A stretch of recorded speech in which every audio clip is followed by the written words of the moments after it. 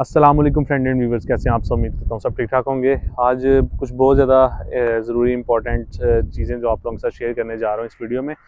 बहुत से फ्रेंड्स आ रहे हैं और बहुत से फ्रेंड मुझे मैसेजेस कर रहे हैं कि बिलाल भाई मुझे बताएं कि हमें सिंगल एंट्री या डबल एंट्री, हमें कौन सा ट्रांजिट वीज़ा लेना चाहिए, कौन सी टिकट लेनी चाहिए। तो इस पर मतलब मैं खुद भी इतना ज़्यादा कंफ्यूज हो गया हूँ क्योंकि आए दिन जो है ना इनकी न्यू कोई अपडेट्स आ जाती हैं, कभी कोई मसला आ जाता है, कभी कोई मसला आ जाता है। तो अ, अभी लास्ट 3-4 डेज से मैं खुद भी मतलब इन चीज़ों को लेके काफ़ी ज़्यादा परेशान था क्योंकि कोई स्टूडेंट आता था वो कहता था कि वो विदाउट ट्रांजिट वीज़ा आ गया है, कोई कहता था वो सिंगल एंट्री पे आ गया, कोई कहता है वो डबल पे आ रहे हैं, कभी ये वो ऐसे वैसे। तो जितने भी स्टूडेंट्स ओवरऑल मैंने वर्क वीज़े वाले भी जितने आ रहे हैं, स्टडी वाले भी जितने आ रहे हैं, सबकी इन्फॉर्मेशन कलेक्ट करके तो आज मैं फाइनल वीडियो बना रहा हूँ जिसमें आप लोगों को सारी इन्फॉर्मेशन दे दूंगा कि ट्रांजिट वीज़ा आप लोगों ने कौन सा लगवाना है, एयरलाइन आप लोगों ने रिटर्न यूज़ करनी है या रिटर्न यूज़ नहीं करनी। फ़र्स्ट ऑफ़ ऑल मैं आप लोगों को बताता चाहूँ कि आप लोगों का जितना भी सिंगल एंट्री वीज़े वाले एनातोली ऑफिस वालों ने सिंगल एंट्री फ़िलहाल बंद कर दिया हुआ है। डबल एंट्री वीज़ा लगवा कर ही आप लोग जो है साइप्रस आएँ। First of all double entry visa हो गया। डबल एंट्री वीज़ा लगवाने के बाद आप लोगों ने एयरलाइन जो है वो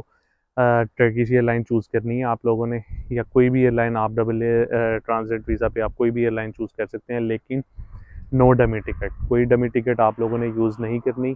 ओरिजिनल रिटर्न टिकट आप लोगों ने लेकर आनी है। एक ये चीज़ होगी।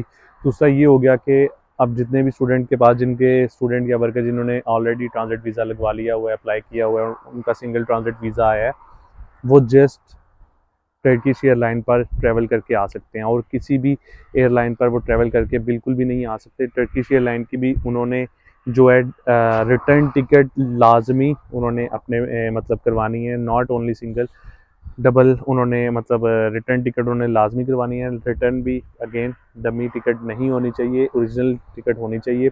बहुत से लोगों को, स्टूडेंट्स, वर्कर्स, सबको वो ऑफलोड कर रहे हैं।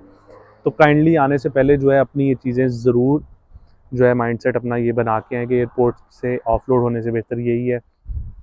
किसी तरह की कोई डमी टिकट जो है आप यूज़ ना करें। रिटर्न टिकट पे नो डाउट आपको लॉस होगा, 60 से 70 हज़ार तक लॉस हो सकता है, 50 हज़ार भी हो सकता है, क्योंकि रिटर्न टिकट जब आप लोग रिटर्न करवाते हैं उसकी आपको पूरी अमाउंट नहीं मिलती। 50, 60 या 70 हज़ार तक आप लोगों की डिडक्शन होती है एंड देन आपको वो पेमेंट जो है वो रिटर्न मिलती है।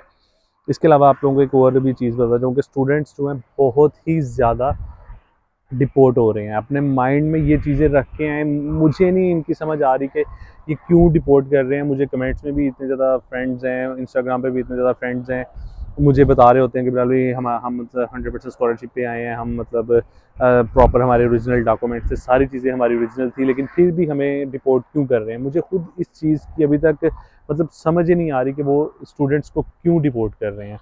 तो आने से पहले अपने माइंड में ये चीज़ें भी रखे हैं कि अपने जो है एयरपोर्ट पे आप लोगों से वो सॉलिड क्वेश्चंस भी कर सकते हैं, आपकी यूनिवर्सिटी का नाम भी पूछ सकते हैं, डिग्री का नेम भी पूछ सकते हैं, और आप लोगों से भी पूछ सकते हैं कि आप साउथ में जा रहे हैं, नॉर्थ में जा रहे हैं। तो सारी चीज़ों की जो है ना प्रिपरेशन करके आएँ। बहुत ज़्यादा सख्त हालात हुए पड़े हैं। अगेन मैं आप लोगों को बताता हूँ, बहुत ज़्यादा सख्त हालात हुए पड़े हैं यहाँ पे।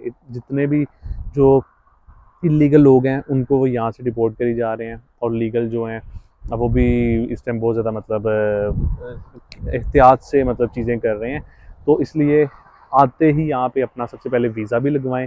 वीज़ा लगवाते ही आप लोग अपना फिर मतलब लीगल तरीके से जो इनके कानून है उसके मुताबिक आप लोग चीज़ें करेंगे, इंशाल्लाह आप लोगों को प्रॉब्लम नहीं होगी। बाकी किसी तरह की भी कोई इन्फॉर्मेशन चाहिए हो तो नीचे आप लोगों को मेरा इंस्टाग्राम का लिंक भी मिल जाएगा डिस्क्रिप्शन में, और बिलाल भाई के चैनल को सब्सक्राइब भी करें, और मोटिवेशंस के लिए आप लोग मुझे मैसेज भी कर सकते हैं। और बाकी रूटीन थोड़ी सी बिजी होती है इसलिए मैं आप लोगों को अक्सर लेट रिप्लाई करता हूँ।